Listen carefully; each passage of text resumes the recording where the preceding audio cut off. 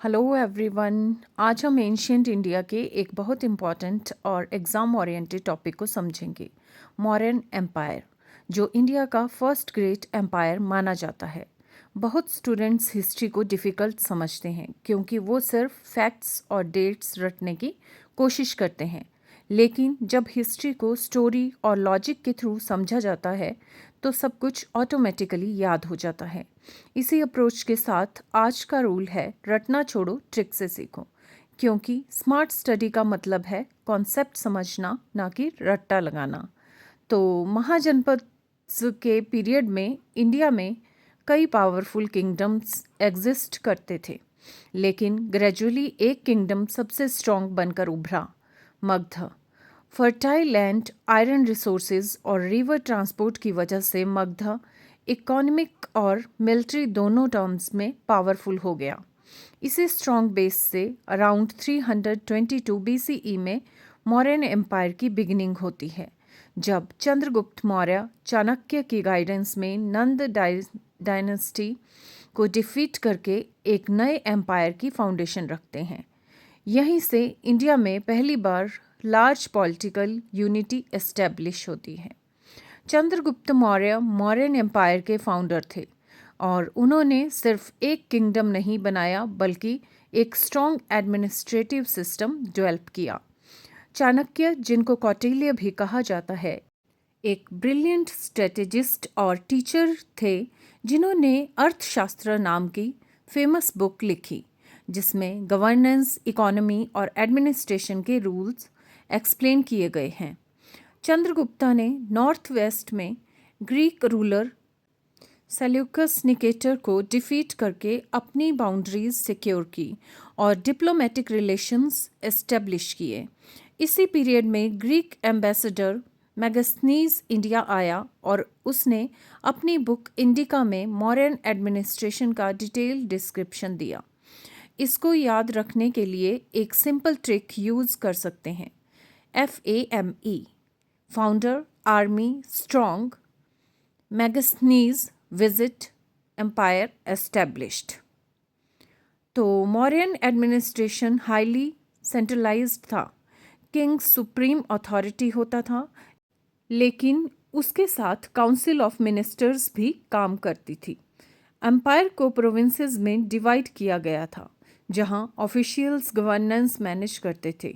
Proper taxation system, organised army और spy system भी exist करता था, जो उस टाइम के लिए काफ़ी एडवांस्ड माना जाता है।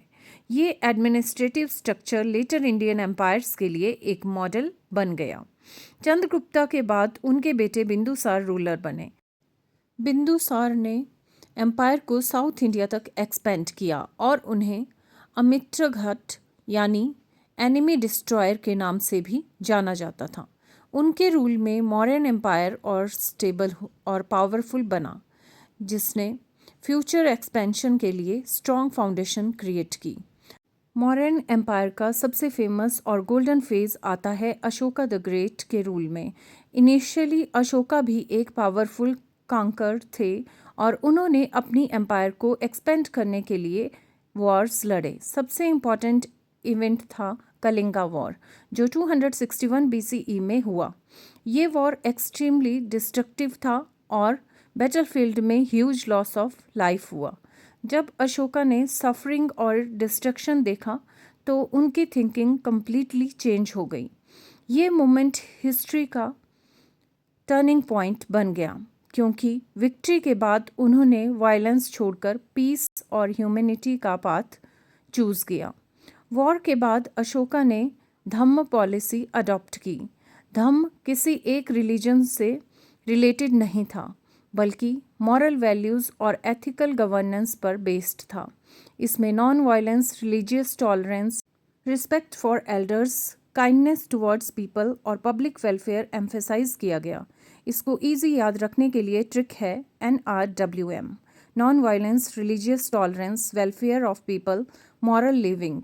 अशोका ने अपने मैसेज स्टोन पिलर्स और रॉक इंस्क्रिप्शंस पर लिखवा कर पूरे एम्पायर में स्प्रेड किए, जो आज भी मौर्यन हिस्ट्री के इम्पॉर्टेंट सोर्सेस हैं।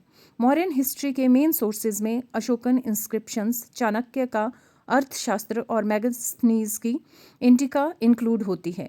ये सोर्सेज हमें एडमिनिस्ट्रेशन, सोसाइटी और गवर्नेंस के बारे में ऑथेंटिक इन्फॉर्मेशन देते हैं। लेकिन हर एम्पायर की तरह मौर्यन एम्पायर का भी डिक्लाइन हुआ। अशोका के बाद वीक सक्सेसर्स आए। इतने बड़े एम्पायर को कंट्रोल करना डिफ़िकल्ट हो गया और इकोनॉमिक प्रॉब्लम्स भी इंक्रीज होने लगी। ग्रेजुअली मौर्यन एम्पायर वीक होता गया और फाइनली 185 BCE के अराउंड इसका एंड हो गया। फिर भी मौर्यन एम्पायर का कंट्रीब्यूशन इंडियन हिस्ट्री में एक्सट्रीमली इम्पॉर्टेंट है, क्योंकि इसी पीरियड में first time large political unity, organised administration और वेलफेयर बेस्ड गवर्नेंस का कॉन्सेप्ट डेवलप हुआ। अगर क्विक रिवीजन करें तो याद रखिए, founder Chandragupta Maurya, greatest ruler Ashoka, capital Pataliputra और इंडिया का first great empire Mauryan empire. जब हम हिस्ट्री को स्टोरी और ट्रिक्स के थ्रू समझते हैं तो चैप्टर ऑटोमेटिकली याद हो जाता है। इसीलिए हमेशा याद रखिए, रटना छोड़ो, ट्रिक से सीखो। Now I have a short quiz for you. So question number 1 is, who founded the Mauryan Empire? Second is, which war changed Ashoka's life? Third is, what was Ashoka's policy called? And the last question is, who wrote Arthashastra? So you can just write your answers in the comment section. So thank you guys for listening to me. Please like my video, subscribe my channel and share this video with your friends.